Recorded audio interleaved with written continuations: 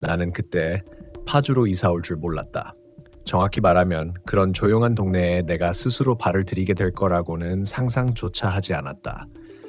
서울의 북쪽 끝을 벗어나 일산을 지나 조금만 더 가면 나오는 곳. 가을이 막 시작되던 때였다.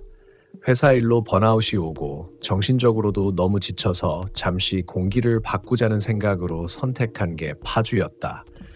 그 동네는 도시의 소음이 사라지고 낮에는 바람이 고요하게 불었다. 새소리와 낙엽 밟는 소리 외에는 아무것도 들리지 않았고 밤이 되면 사람의 기척조차 느껴지지 않았다. 그게 처음엔 좋았다. 나는 이런 게 진짜 쉼이구나 싶었다. 하지만 그 평화로움이 그렇게까지 침묵으로 변할 줄은 몰랐다. 이사한 첫날 밤이었다. 거실에서 박스를 정리하고 있는데 밖에서 쾅 하는 소리가 났다. 사람이 문을 세게 닫은 듯한 소리였다. 시간은 밤 10시쯤.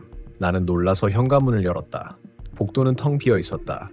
단지형 빌라였지만 다른 세대는 대부분 불이 꺼져 있었고 가로등 불빛이 벽에 얼룩처럼 번지고 있었다. 그런데 그 소리 뒤로 아주 묘한 느낌이 남았다. 바람이 불지도 않았는데 문틈 사이로 낡은 흙냄새가 들어왔다. 지하실 냄새 같은 오래된 흙먼지와 습기, 그리고 철제 녹냄새. 나는 아직 환기를 안 해서 그런가 보다 하고 대수롭지 않게 넘겼다.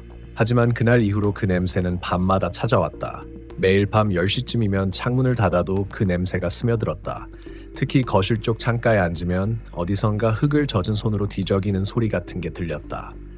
바스락, 바스락. 처음엔 쥐나 고양이겠거니 했다. 그런데 그 소리는 일정했다. 정확히 10시 5분이 되면 시작해서 10시 17분쯤에 멈췄다. 정확했다. 매일 같은 시간. 그러던 어느 날 밤, 나는 그게 너무 신경 쓰여서 핸드폰으로 녹음을 했다. 아무 일도 없는 척 앉아서 조용히 마이크를 켜두었다. 그리고 다음 날 녹음을 확인했을 때 나는 정말 손이 떨렸다. 녹음에는 분명 바스락거리는 흙소리와 함께 희미하게, 아주 희미하게 숨소리가 들어있었다. 그건 동물의 호흡이 아니었다. 리듬이 있었다. 들숨, 날숨, 들숨, 날숨, 그리고 중간에 한번 낮게 웃는 소리. 후. 마치 바로 내 옆에서 녹음기를 들여다보며 웃는 듯했다. 그날 이후 나는 거실을 피했다. 침대도 안방이 아니라 작은 방으로 옮겼다. 이상하게도 그 방에서는 냄새가 나지 않았다. 하지만 새벽이 되면 벽 너머로 걸음소리가 들렸다. 복도 쪽에서 천천히 일정한 간격으로 다가오는 발소리. 탁탁탁. 나는 불을 켜두고 자려 했지만 그 발소리는 불이 켜져 있을 때만 멈췄다. 불을 끄면 다시 시작됐다. 탁, 탁, 탁. 처음엔 이웃 중 한 명이 새벽에 나가는 줄 알았다. 하지만 다음 날 우연히 옆집 아주머니와 엘리베이터에서 마주쳤을 때 그분이 내게 말했다. 요즘에도 그 소리 들리죠? 그 한마디가 머릿속을 하얗게 만들었다. 네? 어떤 소리요? 새벽에 복도에서 사람 걷는 소리요. 다들 들었어요. 근데 이상하죠. 이 건물엔 밤에 다들 문을 잠그고 안 나가는데 그녀는 그 말을 끝내고 웃었다. 그런데 그 웃음이 이상하게 들렸다. 그녀의 웃음은 입술은 웃고 있었는데 눈은 전혀 움직이지 않았다. 얼굴의 반쪽만 감정이 있는 것처럼 느껴졌다. 그때 나는 왼쪽 눈 아래에 번진 멍 자국을 봤다. 그녀가 황급히 손으로 가렸지만 분명 봤다. 그리고 그녀는 내 어깨를 톡 치며 말했다. 요즘은 10시 넘어서 거실에 있지 마세요. 그날 밤 나는 정말로 거실에 나가지 않으려 했다. 하지만 호기심이라는 게 얼마나 위험한 건지 그때 처음 알았다. 10시가 되기 조금 전 나는 거실 불을 모두 껐다. 그리고 벽 뒤에 숨듯이 커튼 뒤에 조용히 섰다. 스마트폰 녹음을 켜고 불빛이 새어나오지 않게 천으로 덮었다. 10시 5분. 정확히 그때였다. 그 익숙한 소리가 다시 들려왔다. 바스락 바스락. 하지만 이번엔 소리의 방향이 달랐다. 창문 바깥이 아니라 안쪽에서. 내가 서 있는 바로 이 거실 안쪽, 창문 맞은편 벽 쪽에서. 나는 심장이 터질 것처럼 뛰었다. 그런데 그 순간 냄새가 확 퍼졌다. 그 젖은 흙냄새. 숨을 삼키기도 전에 벽 쪽 어둠 속에서 후후 그 웃음소리가 다시 들렸다. 나는 녹음기를 끄려다가 스마트폰 화면에 떠있는 무언가를 봤다. 파형 그래프 위로 녹음 앱에 자막 자동 인식이 켜져 있었는데 거기에 이런 문장이 떴다. 여기 또 왔네. 여기 또 왔네. 그 문장을 보는 순간 나는 손에서 폰을 떨어뜨렸다. 바닥에 부딪히며 나는 진동음이 어쩐지 사람의 신음 같았다. 그 뒤엔 아무 소리도 들리지 않았다.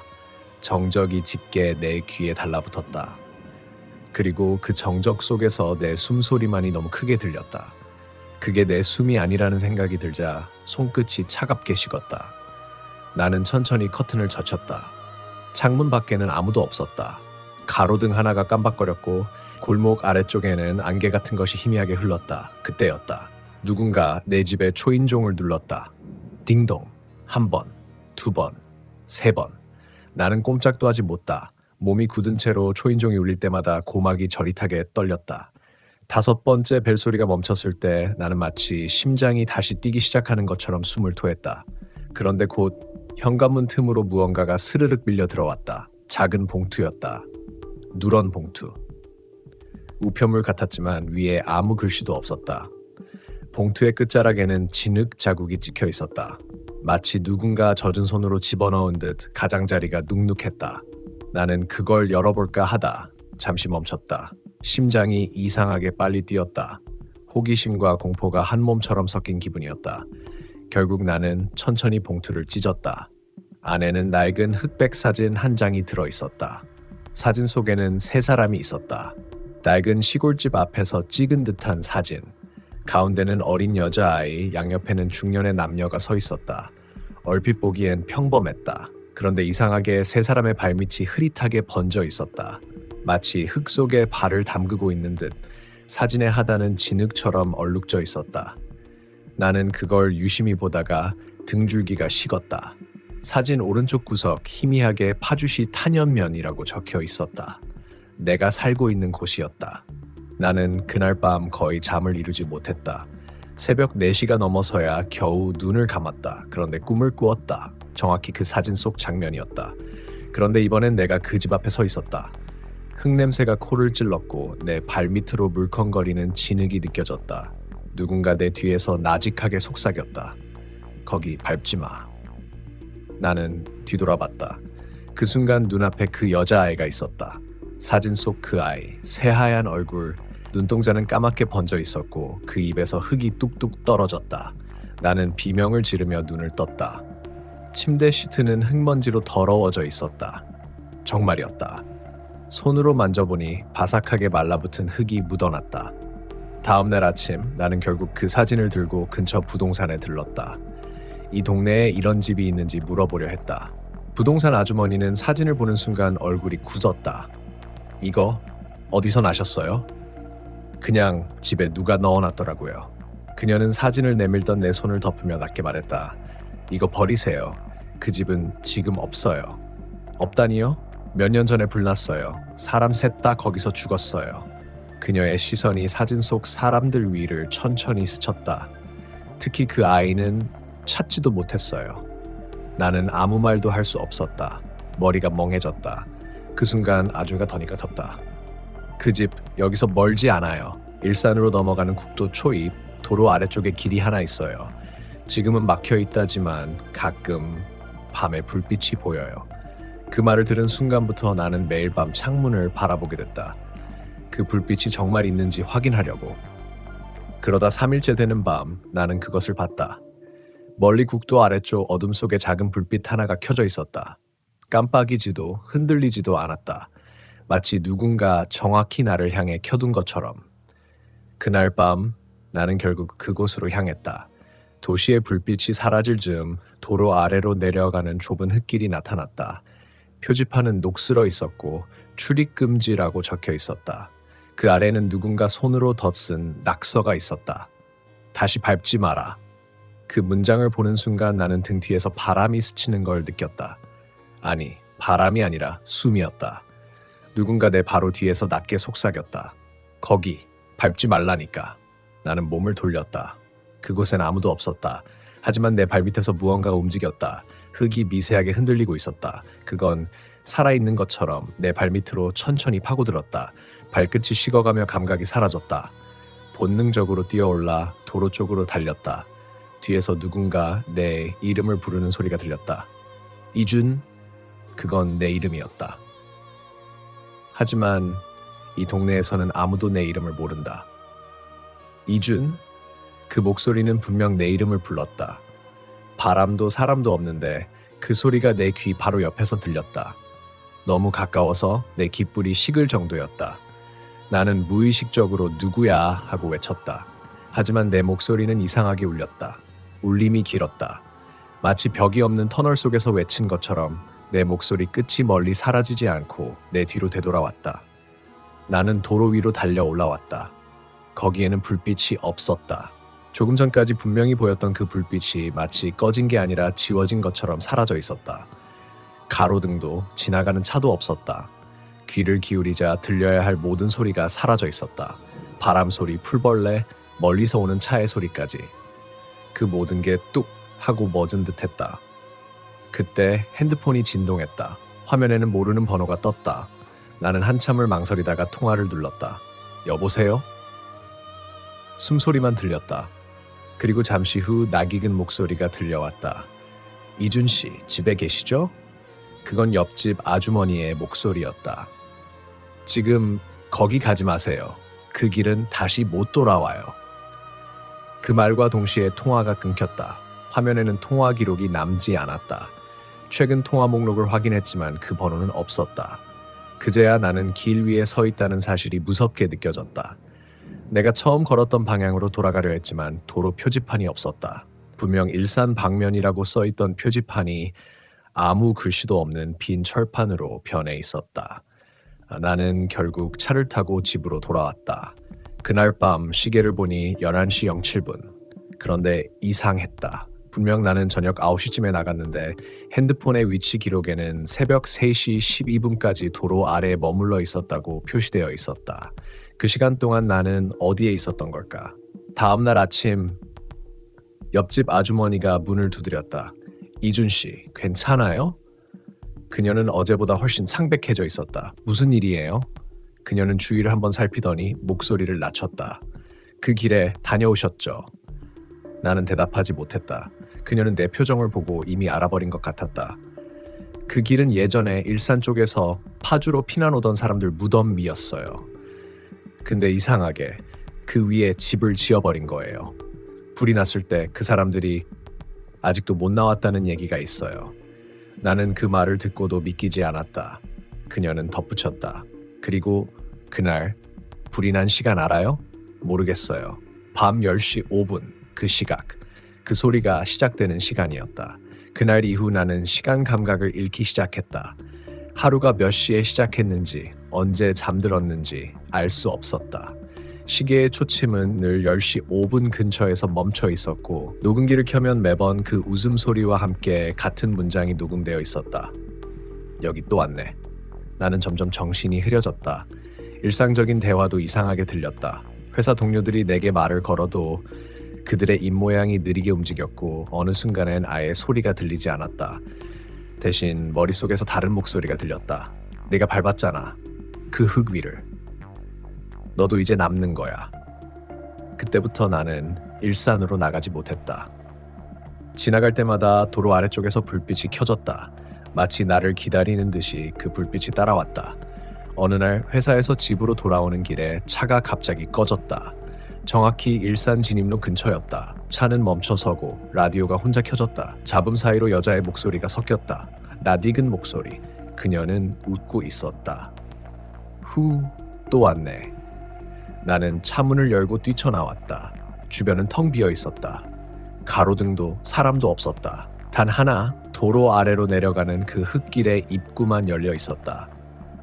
이번엔 그 입구가 내 눈앞에서 서서히 열리고 있었다. 아무도 없는데 문처럼 누군가 안쪽에서 밀어 올리듯이. 그 안은 새카맸다. 하지만 나는 알았다.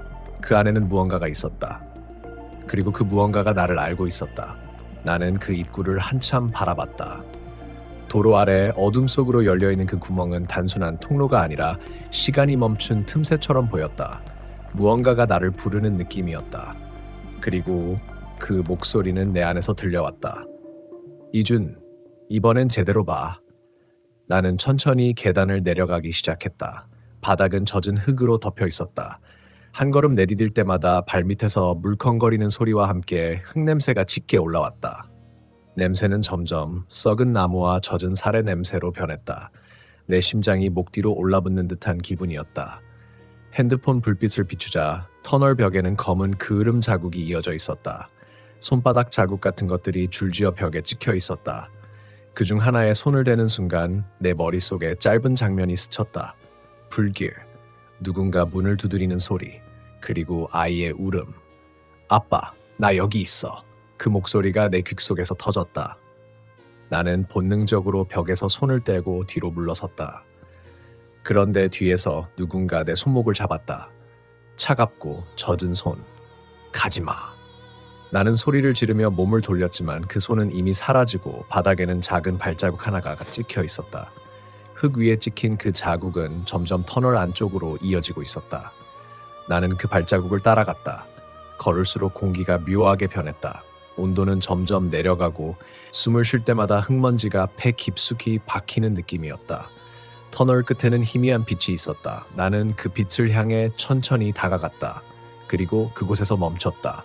그 빛은 불빛이었다. 낡은 등잔 같은 것이 바닥에 놓여 있었다. 그 앞에는 누군가가 있었다.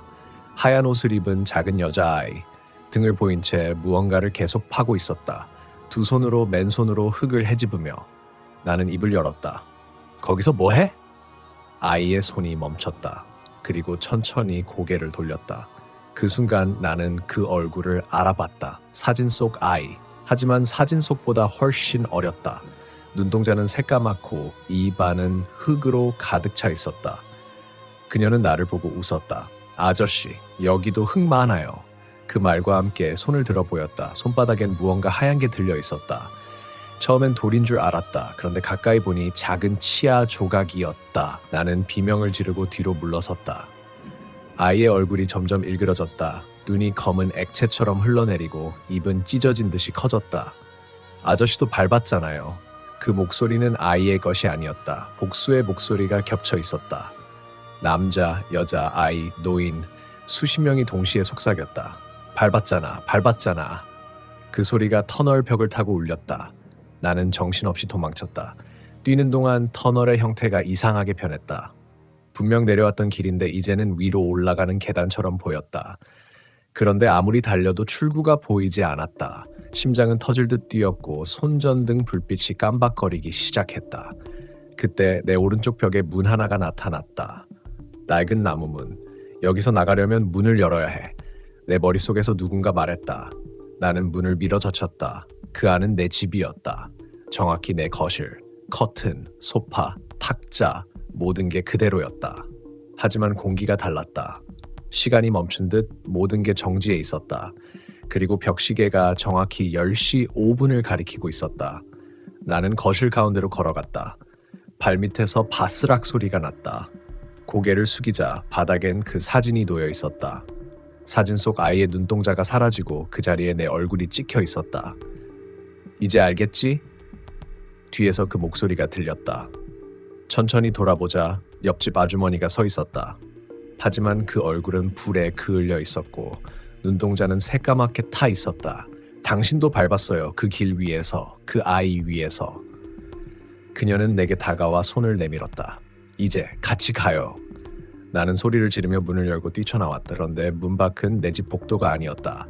도로 아래의 그 터널 입구. 다시 제자리였다. 나는 미친 듯이 뛰었다. 발밑에 흙이 들러붙고 숨이 막혔다. 뒤에서 수십 개의 발소리가 따라왔다. 탁, 탁, 탁. 그리고 동시에 누군가 내 귀에 속삭였다. 이준, 너는 이미 여기에 있었어. 집으로 돌아온 건 정확히 새벽 3시였다. 손톱 밑엔 아직도 흙이 끼어 있었고 양말은 진흙 때문에 무겁게 젖어 있었다. 현관문을 잠그는 손이 떨려서 열쇠가 제대로 들어가지도 않았다. 그날 이후 나는 거울을 보지 않게 되었다. 거울을 볼 때마다 뒤에 무언가가 서 있는 것 같았기 때문이다. 특히 욕실 거울은 한동안 수건으로 덮어두었다. 하지만 그날 밤 이상한 일이 일어났다. 거실의 시계가 멈췄다. 늘 10시 5분에서 멈추던 그 시계. 나는 시계 뒷면의 건전지를 확인하려고 벽에서 떼어냈다. 그 순간 시계 뒤에 무언가 붙어 있었다. 눅눅한 사진 한 장. 사진 속에는 아이와 나, 그리고 불타는 집 한 채. 그 배경이 너무 익숙했다. 내가 지금 살고 있는 집이었다. 나는 기억을 더듬었다. 하지만 떠오르지 않았다. 그런데 머릿속에서 누군가 속삭였다. 이 집 원래 내 거잖아. 나는 머리를 감싸쥐었다. 파주에 이 집을 구할 때 부동산 직원이 했던 말을 기억했다. 이 집은 오래됐지만 구조가 좋아요. 전에 살던 분이 급히 나가서 가격이 싸요. 그때 나는 그냥 대수롭지 않게 들었다. 하지만 지금 생각해보면 그녀의 표정에는 뭔가 숨기는 게 있었다. 다음 날 아침 나는 부동산에 전화를 걸었다. 저 전에 여기 살던 사람 누군지 알 수 있을까요? 직원은 잠시 머뭇거리더니 그게 기록상으로는 없어요 라고 답했다. 없다뇨? 계약서엔 분명. 죄송하지만 그 주소는 원래 폐가로 분류되어 있던 곳이에요. 나는 전화를 끊고 벽 쪽으로 걸어갔다. 손끝으로 벽지를 만지자 표면이 이상하게 울퉁불퉁했다. 벽지가 아니라 그 아래에 무언가 덧칠된 것 같은 느낌이었다. 칼로 살짝 긁자 회색 시멘트 아래에서 그을음 자국이 나타났다. 손으로 문지르니 손바닥이 새까매졌다. 불길. 그 단어가 입에서 흘러나왔다. 그 순간 현관 쪽에서 누군가 뛰어가는 소리가 났다. 나는 문을 열고 복도로 나가봤다. 아무도 없었다. 대신 복도 바닥에 작은 신발 자국이 남아있었다. 작은 아이의 발자국. 그 자국은 계단 쪽으로 이어져 있었다. 나는 따라 내려갔다. 계단 끝 1층 현관 앞. 거기서 한 여자가 서 있었다. 낯이 익었다. 그녀는 내게 조심스럽게 말을 걸었다. 혹시 기억 안 나세요? 그녀는 내게 종이 한 장을 내밀었다. 낡은 신문이었다. 기사 제목은 이랬다. 파주 단독주택 화재, 부자 사망, 아내는 실종. 나는 순간 머릿속이 새하얘졌다. 신문 속 사진, 그 집이 내 집이었다. 그리고 기사 속 이름, 이준 39, 내 이름이었다. 이게 뭐예요? 내가 겨우 물었다. 그녀는 고개를 숙였다. 그날 불이 나고 나서 그 아이는 끝까지 아빠를 찾았대요. 무슨 소리예요? 전 그런 적 없어요. 아니요, 당신은 기억을 지운 거예요. 그녀가 손을 뻗어 내 이마를 짚었다. 순간 세상이 뒤틀렸다. 불길, 비명, 연기, 그리고 작은 손이 내 팔을 잡고 있던 장면. 아빠, 가지마! 나는 문 쪽으로 달려가며 외쳤다. 이준, 돌아와! 그건 내 아내의 목소리였다. 하지만 이미 너무 늦었다. 천장이 무너지고 불길이 터져 나왔다. 내가 문을 열려던 그 순간 아이의 손이 내 발 밑에 있었다. 그 작은 손을 나는 밟고 지나갔다. 그 기억이 돌아오자 나는 바닥에 주저앉아 토했다. 눈물이 쏟아지고 숨이 막혔다. 그럴 리 없어. 그때 복도 끝에서 발소리가 들려왔다. 탁! 탁! 작은 발소리. 천천히 내 쪽으로 다가왔다. 나는 고개를 들었다. 어제 봤던 그 아이가 서 있었다. 눈동자가 검고 흑투성이 얼굴. 하지만 이번엔 그녀가 울고 있었다. 왜 나 버렸어요? 그 한마디에 내 심장이 멎는 것 같았다. 나는 손을 뻗었다. 미안해, 정말 미안해. 그녀가 내 손을 잡았다. 그리고 속삭였다. 그럼 같이 가요. 순간 복도 전체가 불길로 뒤덮였다. 열기와 함께 공기가 갈라지는 소리가 들렸다. 나는 몸을 비틀며 문으로 달려갔다. 하지만 손잡이는 이미 녹아 있었다. 연기가 내 시야를 삼켰다. 그리고 마지막으로 들은 목소리는 바로 내 것이었다. 이준, 이제 다 봤지? 그날 이후 이 집은 다시 폐가로 등록되었다. 그리고 몇 주 뒤 새로운 세입자가 들어왔다는 소문이 들려왔다. 그들이 말하길 밤마다 복도 끝에서 아이의 발소리와 남자의 울음소리가 들린다고 했다. 그 집 주소는 파주와 일산의 경계에 있다. 지금도 내비게이션에 찍으면 주소가 정확히 잡히지 않는다. 그 이유는 그 집이 둘 다 아닌 곳에 있기 때문이다. 눈을 떴을 때 나는 거실 바닥에 누워 있었다. 창문 밖으로는 여전히 안개가 깔려 있었고 어제 본 불길은 흔적조차 없었다. 모든 게 꿈처럼 느껴졌다. 하지만 내 손바닥은 여전히 까맣게 그을려 있었다. 그리고 거실 한가운데 작은 신발 한 짝이 놓여 있었다. 젖은 흙이 묻은 아이의 신발. 나는 그것을 집어들고 멍하니 바라봤다. 그 안에는 사진 한 장이 접혀 있었다. 사진 속에는 세 사람이 웃고 있었다. 나, 아내, 그리고 딸. 그 아이는 사진 속에서 내 품에 안겨 있었다. 그런데 사진 뒷면에는 이상한 글씨가 적혀 있었다. 다시 돌아왔네. 그 순간 현관문 너머에서 낮게 숨쉬는 소리가 들렸다. 쉬. 나는 조심스럽게 문가로 다가갔다. 손잡이를 잡고 귀를 댔다. 분명히 누군가 서 있었다. 문을 살짝 열었다. 그런데 밖에는 아무도 없었다. 대신 바닥에는 내가 어젯밤 벗었던 양말이 가지런히 놓여 있었다. 그리고 그 위에 작은 종이 쪽지가 있었다. 잊지 마. 밟았잖아. 나는 숨을 들이켰다. 손끝이 얼어붙었다.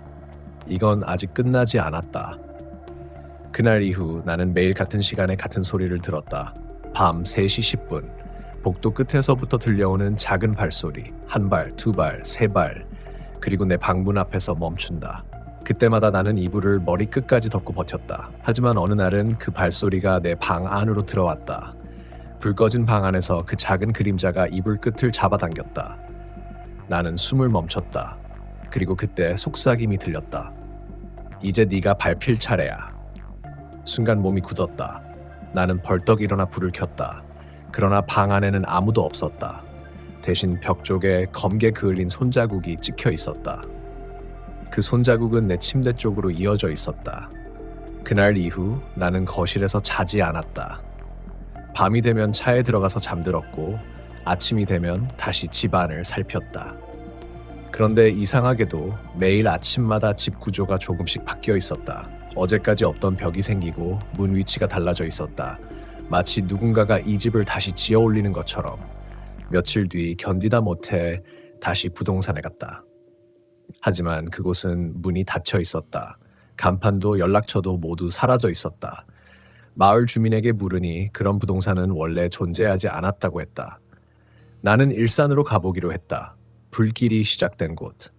기억 속에서 가장 마지막에 남아있던 장소. 차를 몰고 1시간쯤 달렸을까 내비게이션이 계속 오류를 냈다. 경로가 반복적으로 파주로 돌아가세요 라고 안내했다. 그때 깨달았다. 아직 나는 그 경계 안에 있다는 걸. 길 옆 논두렁에 차를 세우고 내려보았다. 안개가 짙게 깔려 있었다. 바람이 불 때마다 논 사이에 흙냄새가 올라왔다. 그리고 그 속에서 작은 웃음소리가 들렸다. 아이의 웃음소리. 나는 천천히 고개를 돌렸다.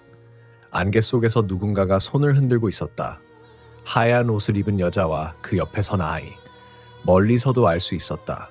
그들이 나를 부르고 있었다. 이준아, 이쪽이야. 나는 발을 떼었다. 그리고 걸었다. 안개는 점점 짙어졌고 발밑이 젖어들기 시작했다. 그들의 얼굴이 점점 선명해졌다. 그때 아이의 얼굴이 미소를 지었다. 이제 괜찮지? 그 말이 끝나는 순간 나는 무릎이 꺾였다. 손으로 바닥을 짚자 그 흙이 너무 뜨거웠다. 고개를 들어보니 주변이 온통 붉게 타오르고 있었다.